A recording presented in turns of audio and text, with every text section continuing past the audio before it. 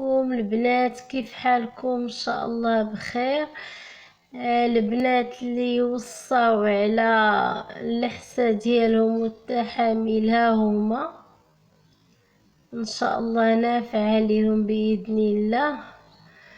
المهم البنات بالنسبة للبذور اوكيبي هما هادو البنات اللي تيقولوا لنا خدمينا بالبذور، والبنات اللي ما كيعرفوش البذور هادو راه مالهم من اللي تيدخلوا على عن طريق كطربون او التحامل او فانيد. هادو البذور من الشجرة مباشرة كيدخلوا من الكوديفوار. المهم حتى اللي محتاجهم محبوب راه مرحبا.